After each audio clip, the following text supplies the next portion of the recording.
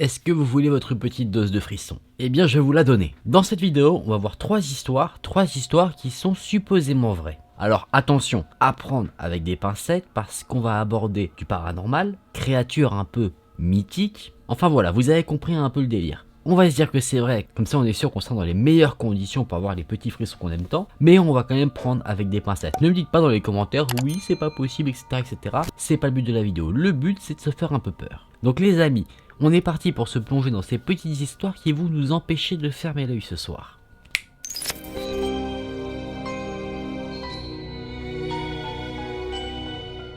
Dans cette première histoire, on va aborder du paranormal. Mais attention, pas juste des choses qui bougent, on ne sait pas trop pourquoi. Là, le paranormal aurait provoqué la mort. Un jour, en 1817, un homme du nom de John Bell inspectait tranquillement son champ de blé quand il a vu quelque chose qui a attiré son attention. Un animal étrange qui était assis au milieu de son champ. Pourquoi ça a attiré son attention?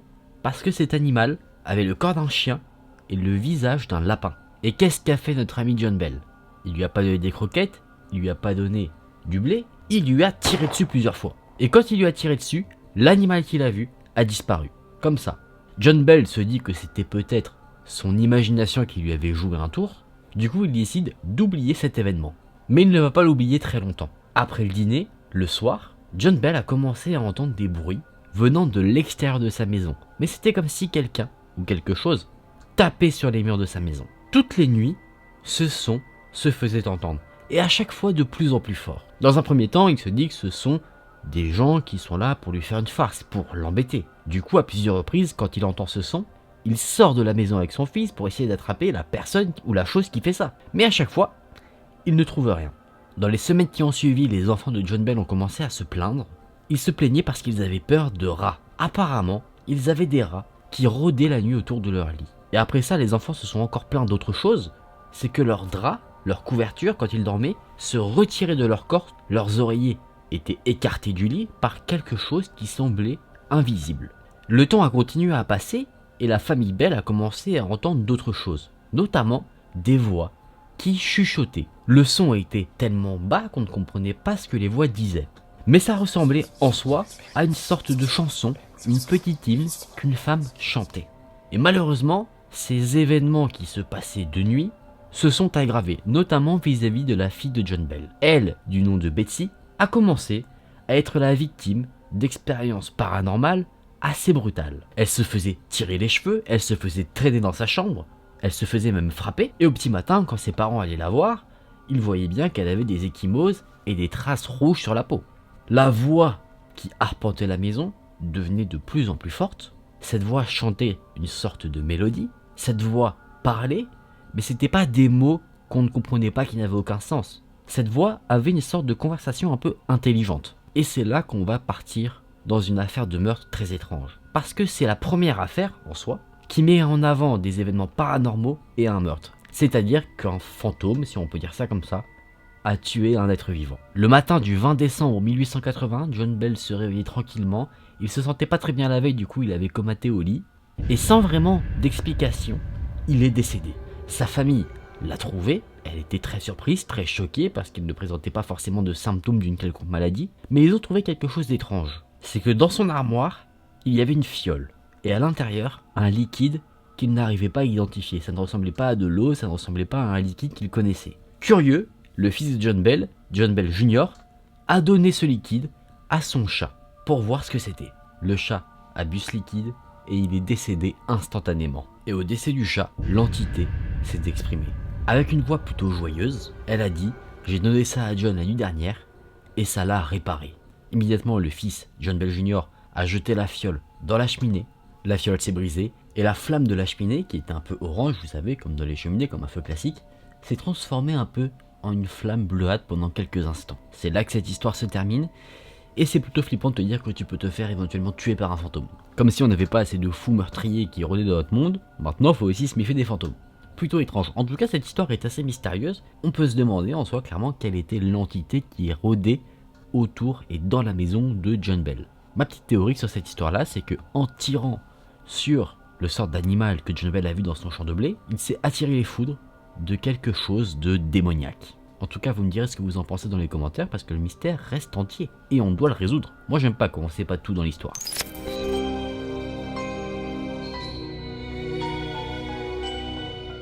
Les amis, on va plonger dans une seconde histoire où on va parler notamment de cauchemars. Et pour raconter cette histoire, je vais me mettre dans la peau du personnage, je vais la raconter à la première personne. Je m'appelle Sabina. Quand j'étais plus jeune, mes parents m'emmenaient régulièrement rendre visite à ma grand-mère. Elle vivait dans un petit village à l'extérieur de la ville. Elle vivait dans une toute petite maison où il n'y avait qu'une chambre. Quand j'y allais, ma grand-mère dormait dans un lit, mes parents dormaient dans un autre lit et moi je dormais sur le sol sur quelques coussins. On y était resté quelques semaines et je faisais de terribles cauchemars. Toutes les nuits, je me réveillais en criant. Mes parents venaient me voir, ils essayaient de me calmer, me demander ce qui n'allait pas, et tout ce que je pouvais leur dire, c'était qu'un homme allait venir me chercher. Je me souviens encore de ce qui causait ma terreur toutes les nuits. Toutes les nuits, je voyais une silhouette émerger des rideaux de la pièce. Il fait totalement sombre dans la pièce, je ne vois que sa silhouette, et que c'est un homme grand et chevelu. Moi, je le regarde totalement terrifié, pendant que lui se rapproche de moi petit à petit. Très lentement, il arrive vers moi et il me chuchote quelque chose dans l'oreille. Au moment où je vais crier, il pose son doigt sur ma bouche et me dit « Chut, chut, chut ». Chaque nuit, il me torturait, à tel point que je ne voulais plus dormir. Mais plus le temps passait, plus je le voyais, et pas seulement quand je dormais. Je pouvais maintenant le voir aussi le jour. Un soir, on regardait la télévision dans la pièce à vivre. Et à un moment donné, j'ai vu quelque chose du coin de mes yeux. Un rideau qui bougeait. Derrière ce rideau, j'ai vu l'homme de mes cauchemars qui se tenait là et qui me regardait silencieusement. Il a levé sa main, a posé son doigt sur sa bouche et a dit « Chut, chut, chut ». Tout de suite, j'ai paniqué. J'ai crié et j'ai dit à ma mère qui était à côté de moi ce que j'avais vu. Elle s'est levée, elle allait voir derrière le rideau. Elle l'a retiré et elle m'a montré qu'il n'y avait rien du tout. Mais bien sûr, l'homme n'était plus là, il avait disparu. À la fin des vacances, on a quitté la maison de ma grand-mère, on est revenu dans notre appartement dans la ville, et là, soudainement, mes cauchemars se sont arrêtés. Après cela, c'est ma grand-mère qui venait nous rendre visite, et le temps a continué à passer. J'ai arrêté de penser à l'homme que je voyais dans mes cauchemars. Un été, alors que j'avais 13 ans, mon petit frère, lui, en avait 5, on a décidé de retourner dans la maison de ma grand-mère. Mes parents étaient dans la cuisine, ils prenaient une petite tasse de thé, tranquillement, avec ma grand-mère. Ils m'ont demandé si je pouvais mettre mon petit frère au lit. J'ai commencé à préparer le matelas sur le sol. Mon petit frère, lui, était assis sur un des lits pendant que je préparais là où on allait dormir. Et j'ai remarqué qu'il était inhabituellement silencieux. Je l'ai regardé et il avait l'air captivé par quelque chose. Je lui ai demandé ce qui n'allait pas et tout de suite, il est sorti de ses pensées. Il m'a regardé. Il avait l'air effrayé. Ses yeux étaient grands ouverts en me regardant. Il m'a dit « Sabina, un homme se tient ici », en pointant de son doigt les rideaux de la pièce. Sans qu'il ne dise rien de plus, je l'ai emmené avec moi dans la cuisine et c'est là-bas qu'on a passé la nuit. Après cela, on n'est plus jamais retourné chez ma grand-mère pour passer des vacances. On a toujours refusé de peur de recroiser cet homme qui nous terrifiait moi et mon frère. L'histoire s'arrête ici. Alors là, c'est particulier. On peut avoir concrètement une petite peur d'enfant. Un lieu qui fait un peu peur et du coup on s'imagine plein de choses et c'est lié justement à là où habite la grand-mère. C'est pour ça qu'une fois que Sabina rentre chez elle, chez ses parents, là où elle vit, elle ne voit plus l'homme, c'est qu'elle se sent en sécurité, donc petite peur d'enfant, si on peut dire ça comme ça. Soit on a vraiment un tueur qui s'infiltre dans la maison, à ce moment-là, pourquoi il n'aurait pas tué Sabina au cours des nombreuses nuits où il interagissait avec la jeune fille, parce qu'il lui dit à chaque fois chut, il la torture, enfin voilà, vous avez compris. Il pourrait la tuer. Donc, après, peut-être que c'est son vice qui fait qu'il ne la tue pas, il aime bien justement jouer avec sa victime. C'est possible. Ou sinon, on a affaire à quelque chose de paranormal. Peut-être que là où vivait la grand-mère, vivait avant un tueur, son esprit est toujours là et du coup, il hante un peu les lieux. C'est possible. Il y a plusieurs théories qui sont à mettre sur la table. Je sais pas si on peut vraiment en valider une précisément. Je pense que là, c'est un peu plus libre à l'imagination de chacun. Mais histoire assez intéressante. Ça ferait un bon film, hein. Tu te dis, l'homme qui dit chute là, qui poursuit des gens, ouais, ça ferait un bon pitch de film, je trouve. C'est mon avis en tout cas.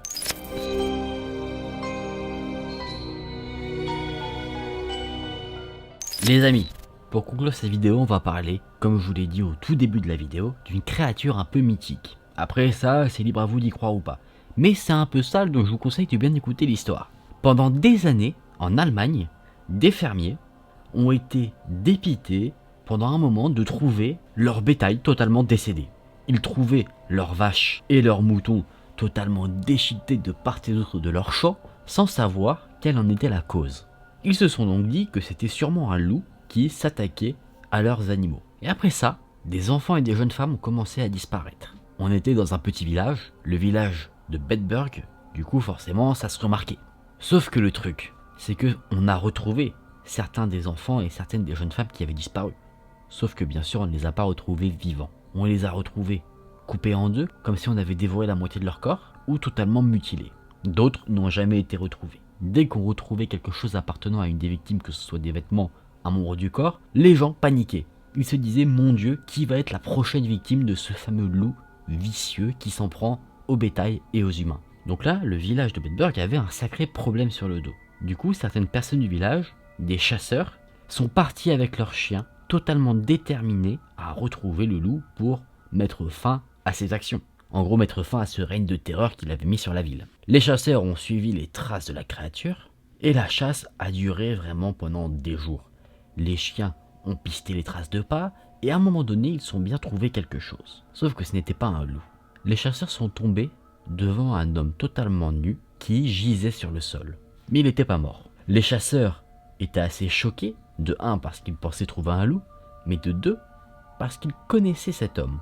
Cet homme, c'était un fermier connu au village, qui prospérait tranquillement, du nom de Peter Stube. Les chasseurs ont donc eu une pensée tout de suite, en voyant ce spectacle devant eux, c'est que ce Peter Stube était un loup-garou. Ils ont ramené l'individu au village, devant les autorités, et Peter Stube a été torturé pendant de nombreux jours. Il a confessé qu'il était bien la bête qui avait attaqué le bétail, et les jeunes enfants et les jeunes femmes qui avaient disparu. Il a avoué avoir tué et mangé 14 enfants et 2 femmes enceintes. Et c'est là qu'on va en avoir un peu plus sur son histoire personnelle. Il dit qu'à l'âge de 12 ans, il s'est détourné de Dieu. Il a commencé à avouer une admiration pour son opposé, le diable.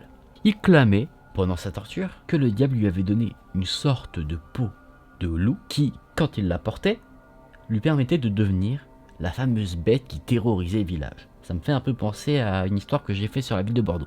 Si vous l'avez vu, vous avez compris. Peter Stube raconte également que, en tant que loup-garou, il devait se nourrir. Du coup, il a attaqué d'abord le bétail, que ce soit les vaches ou les moutons. Mais il a commencé à avoir une envie encore plus macabre. L'envie de chair humaine. Et c'est là qu'il a commencé à piéger, assassiner et dévorer des enfants et des jeunes femmes. Peter Stube disait qu'il adorait manger le cœur de ses victimes quand il était encore chaud. Et il avoue également quelque chose de terrible. Il dit que sa première victime humaine, le premier enfant qu'il a dévoré, c'était le sien. Et naturellement, vu que c'est son fils qui avait disparu dans un premier temps, on ne l'a pas suspecté. D'où la surprise des chasseurs quand ils l'ont trouvé. Il en dit un peu plus sur la manière dont il l'a tué. Il dit qu'il a emmené son enfant pour une balade tranquille dans les bois. Et là, il s'est transformé avec la fameuse peau de loup. Il a enlevé sa peau pour la dévorer et a ensuite mangé dans un premier temps le cœur, puis il aurait ouvert le crâne de son fils et aurait dégusté, c'est ce qu'il dit, son cerveau. Il ajoute à cela que le cerveau de son enfant était la partie la plus délicieuse de son corps. C'est dégueulasse, hein. Et après ces meurtres, lui, il revenait tranquillement au village et il saluait, il côtoyait les personnes dont il venait de manger les enfants. C'est très malsain, n'est-ce pas? Peter Stube, ayant avoué qu'il était un assassin, a été torturé à mort. Sa fille et sa servante ont été accusées d'être ses complices, et c'est la nuit du 31 octobre 1589 que Peter Stube a vu sa sanction, sa condamnation à mort, être mise en place. Il a été accroché à une roue, et il a été torturé sur cette roue, sur la place publique. On a brisé ses bras, brisé ses jambes, parce qu'on était assez superstitieux et on voulait pas qu'il puisse sortir justement de sa tombe. On a brûlé sa peau avec du fer qu'on avait fait chauffer, on l'avait marqué dans tous les sens, et finalement, on a mis feu à son corps. Ouais, il n'y avait aucune retenue à l'époque, hein. Dans les condamnations à mort les plus récentes, on t'injecte un liquide qui te tue, ou t'avais la chaise électrique, ce genre de choses. Là, il faisait quand même sacrément durer le plaisir. Sa fille et sa servante, elles, ont été pendues. Après que l'exécution de Peter Stube ait été finie, qu'il soit définitivement mort, eh bien les autorités ne se sont pas arrêtées là. Ce qu'ils ont fait, c'est que la roue où il était accroché, ils l'ont mis sur une sorte de gros pylône de bois, où il y avait 16 branches, chacune des branches représentait une de ses victimes. On a également accroché un loup, qu'on avait décapité, et on avait mis la tête de Peter Stube dessus, tout ça en guise un peu de prévention assez glauque, hein, de ce qui se passerait si quelqu'un osait passer un contrat avec le diable ou se détourner de Dieu pour être en adoration envers le diable, comme l'a fait en soi Peter Stube. Sacrée histoire, hein. Moi j'aime bien ces petites histoires un peu historiques comme ça. Après, est-ce que cette histoire-là est vraie ou pas? Ça m'étonnerait pas qu'elle soit vraie en soi. Pas le fait que ce soit un loup-garou. Tu vois, ça pourrait être un mec qui se prend pour un loup, ça c'est possible. Il se dit, ah là là, je suis fort, et du coup ce serait un homme qui serait cannibale en soi. Ça m'étonnerait pas du tout que dans l'histoire on ait des gens un peu comme ça. Mais ouais, mais c'est des histoires que je trouve vachement intéressantes. Après, t'as déjà les meurtres, tu vois, du loup-garou qui sont très glauques, mais tu te dis même la sentence qui lui a été appliquée est sacrément macabre. Les mecs ils se sont lâchés. Et même à l'époque, hein, j'en avais parlé du coup sur la vidéo sur Bordeaux, que sur les places publiques, t'avais les sanctions comme ça, un voleur tu lui coupes les mains ou tu lui coupes les oreilles, quelqu'un qui s'amuse à faire du commérage, tu lui coupes la langue, tu vois, genre plein de trucs comme ça.